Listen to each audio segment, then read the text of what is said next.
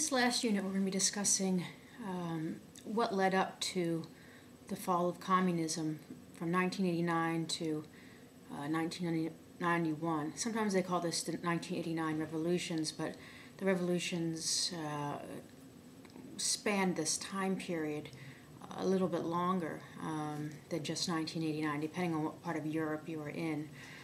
We can say that the first revolution was in Poland, and that happened in the spring of 1989, and throughout Central and Eastern Europe there were some other ones that happened. The fall of the Soviet Union is going to happen in 1991. But let me first talk about common misperceptions about what happened. The common American historiography, the way Americans tell the story, is through very simplistic visual images, and unfortunately these have become standard in many American schools as to what happened in this area. And it's important to understand what happened because it can show how governments can fall very quickly. It can also show what forces of change are needed to make revolutions happen in areas where there's not democracy and such as well. So what happened here has far-reaching conclusions, and a simplistic approach is always a poor choice. So let me first talk about this American version. The American version is America spends a lot of money in the 1970s, 80s, in the late 80s especially. And the story goes that we outspent the Soviet Union in terms of this weapons war that was going on, this making of weapons, an arms race. Eventually we outspend them, their economies are in bad shape, and President Ronald Reagan goes to Berlin at some point and says, Mr. Gorbachev, who was the leader during the revolutions in the Soviet Union, Mikhail Gorbachev, he says, Mr. Gorbachev, tear down this wall. And next thing you know, you see images of the wall falling down. And so basically the American story is that Reagan said tear down the wall, and then all of Eastern European governments collapsed, and the Soviet Union collapsed, and America triumphs as usual. So that's the American historiography. We need to throw that out completely because there's very little reality that goes along with that. Let me tell you generally this state really in the 70s and 80s. So America is still looking at Europe in terms of a Cold War, this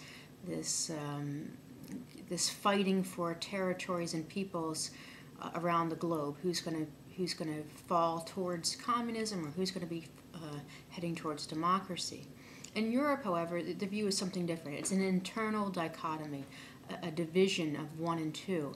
The division you see, or of this black and white in their minds possibly, is the eastern half being a communist world that they don't understand very well, and this western half, which basically has embraced democracy and has been prosperous, especially in the 50s and 60s.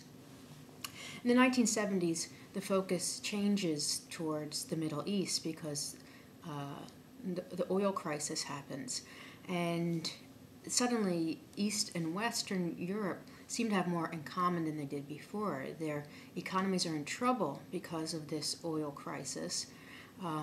They find that especially in Eastern Europe, there had been many nations that had been dependent on Western aid. Western governments had been giving large loans to Eastern European nations, even though they represented a different form of government. Some believe that if there was this infiltration of money, this would change things for the better. What it did is gave a temporary boost to the consumer economy in the early 70s, very early 70s, but then that kind of falls away. And there's actually many of the crises begin in the 70s over food prices, because the communist nations, which had held down the prices of food to a minimum, suddenly have to raise them because they just can't compete with the world market.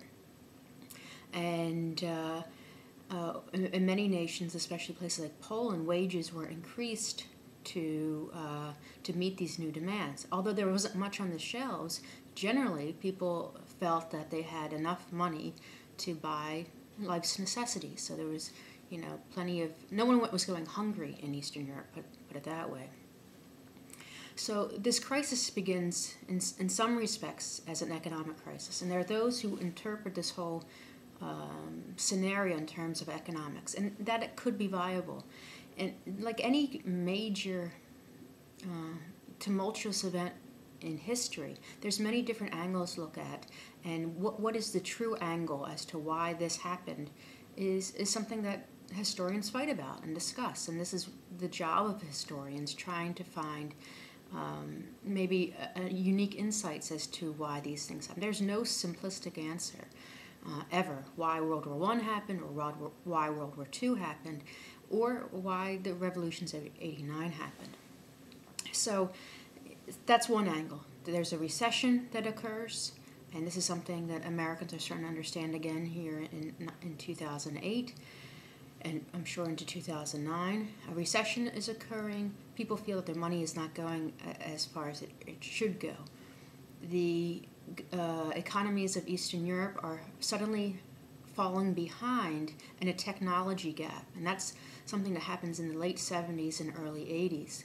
So computer technology, which had at one time been quite on equal footing around the world, where you have these large room-sized computers to do basic functions, was something that was really seen all over Western and Eastern Europe.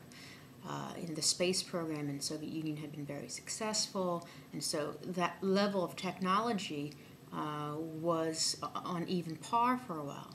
The computer revolution of small computers that are going to happen in the late 70s and early 80s, the first personal computers are going to happen in the early 80s.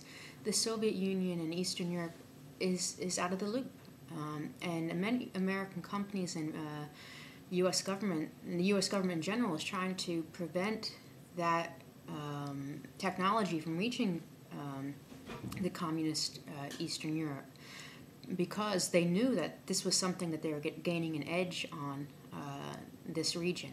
And of course, this is going to be used in military, in the realm of the military technology and such, and satellites, and later GPS kind of devices. So there's a technology gap that starts to happen. There's a recession in this area, and some people say, "Oh, look, there's a recession," and this is overthrew the economies and the governments. And we have to really question that, because throughout the communist history, economics have not driven revolutions, because if you look at what Russia was like following the Russian Civil War, for example, when there was widespread famine and this terrible conditions, and this happened again in other time periods in the early 40s during the war and after the war. If economics drove revolution solely, then we would have seen these governments fall then, but they didn't. So, like I said, keep this in mind as we're discussing this.